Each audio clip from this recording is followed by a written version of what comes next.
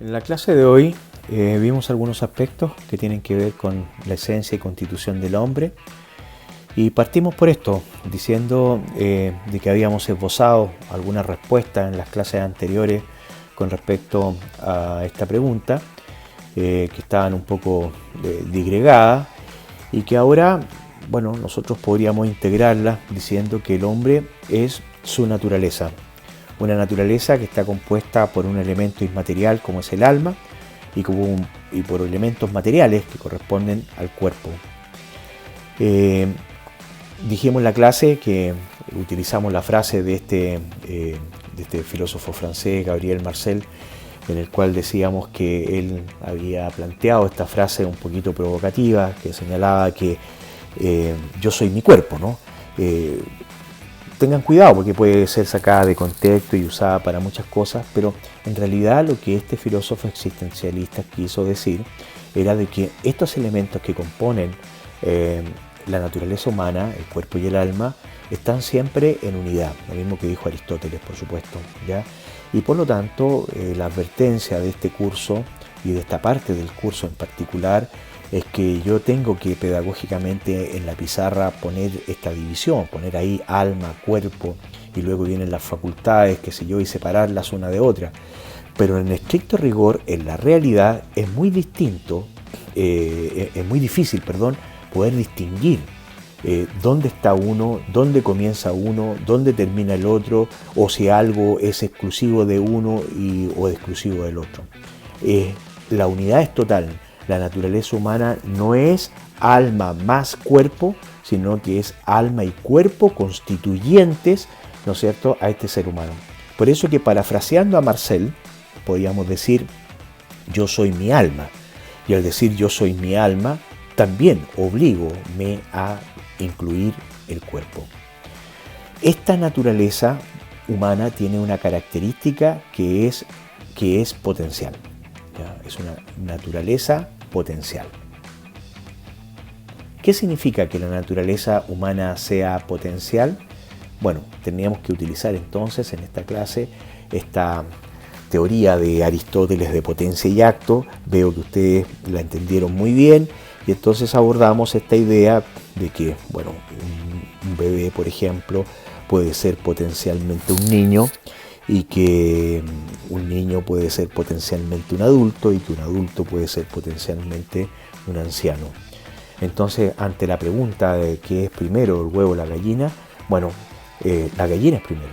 Es decir, esta figura, ¿no es cierto?, qué sé yo, de un poco pensar qué es primero, la potencia o el acto, tenemos que pensarla de la siguiente manera. El cuadro final sería acto, potencia, acto. Tiene que existir primero la perfección para que algo potencialmente pueda ser aquello. Bien, otra cosa que abordamos en esta sesión es, bueno, cuáles son las características de esta naturaleza potencial. Entonces hicimos un cuadro de las facultades o potencias humanas. Las vegetativas, las locomotoras o locomotrices, las sensitivas y las intelectivas. Vamos a trazar una flecha que nos indica otro elemento que hemos nosotros considerado desde el principio de la asignatura. Y es que esta relación de inferioridad y superioridad está dada porque todas las cosas tienen un orden y una jerarquía. Hay cosas superiores y hay cosas inferiores. ¿En qué sentido en antropología las cosas son superiores o inferiores? En su capacidad de ser. Las facultades intelectivas son más que las facultades vegetativas, en cuanto que las facultades racionales o intelectivas pueden más. Y eso es lo que nosotros tenemos que entender. Si bien es cierto, por ejemplo, en las facultades vegetativas y locomotoras hay cosas que necesitamos tal vez para que operen las facultades intelectivas. Alguien dice, oye, si yo no me alimento, si yo no respiro, nadie podría pensar, ¿no? Estamos de acuerdo.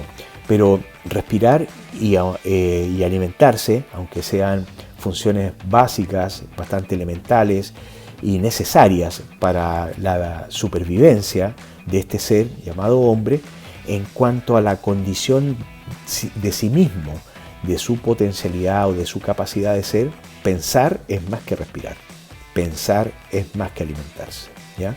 Y es por ello que además este esquema que yo les presento acá nos representa también lo que nosotros podemos ser. Nosotros siempre tenemos que tender en esta idea de potencia y acto a la perfección. Por lo tanto, nosotros no solamente tenemos que desarrollar muy bien y de buena manera las facultades vegetativas, locomotoras, sensitivas, sino que también las intelectivas, que son las propias del ser humano. Por ello, nosotros comemos, decíamos en clase, al modo humano y no comemos al modo vegetativo. Las plantas comen al modo vegetativo y los animales comen al modo sensitivo, porque esas son sus capacidades de ser. Nosotros todas las funciones más inferiores, como las vegetativas, la locomotora, tenemos el cuidado de hacerlas al modo racional, al modo intelectivo. Otra cosa que podríamos agregarle a este cuadro es esta división, la división de cuerpo y alma. Las funciones vegetativas, locomotoras y sensitivas son más propias del cuerpo y las funciones intelectivas son más propias del alma, lo material y lo inmaterial. Pero vuelvo a insistir, perdona que sea majadero, pero es que hay que tenerlo súper claro, es que esta división es solo aquí en la pizarra. Es decir, yo puedo hacer este esquema desde el punto de vista didáctico, metodológico, para enseñarles antropología, pero si nosotros nos adentráramos en la realidad constitutiva de una persona, esto es imposible de hacer. Entonces hay facultades que nos vamos a quedar con la idea de que tal vez responden más al cuerpo que al alma y otras que responden más al alma que al cuerpo, pero siempre esta conexión de cuerpo y alma está superposicionada, ¿ya? Es decir, hay una superposición de estos elementos. A veces algunas cosas que pensamos que son exclusivamente del cuerpo, como por ejemplo la reproducción, bueno, sí te afectan, por ejemplo, profundamente el alma. Y a veces cosas que tienen que ver con el alma, a veces una pena, una tristeza o algo así, bueno, también afectan el cuerpo. Entonces, unidad total, no se olviden de eso, por favor. A modo de curiosidad o anécdota, porque vamos a estudiar las facultades superiores, las facultades sensitivas y las facultades intelectivas. Y curiosamente, ambas facultades tienen idénticos movimientos. Las facultades sensitivas tienden todas hacia conocer y querer. Y las facultades intelectivas lo mismo, tienden hacia conocer y querer. ¿Qué queremos conocer? La verdad. ¿Y qué queremos querer? ¿Qué queremos desear? ¿A qué tendemos? Hacia el bien. ¿Cuál es la diferencia entre las facultades sensitivas y las intelectivas? Bueno, uno de ustedes lo decía muy bien. Primero, el método, la manera, la forma en cómo nuestro organismo, ¿no es cierto?, conoce desde el punto de vista sensitivo o quiere desde el punto de vista sensitivo versus el intelectivo. Y esto está dado por lo siguiente, porque la capacidad que tienen las facultades sensitivas es solo de conocer lo sensible y de querer ese bien sensible. Y la capacidad que tienen las facultades intelectivas es de conocer lo racional y querer lo racional. Conocer lo racional y querer lo racional es también adentrarse en el mundo de lo inmaterial, de aquello que no existe desde el punto de vista material, como Dios, por ejemplo.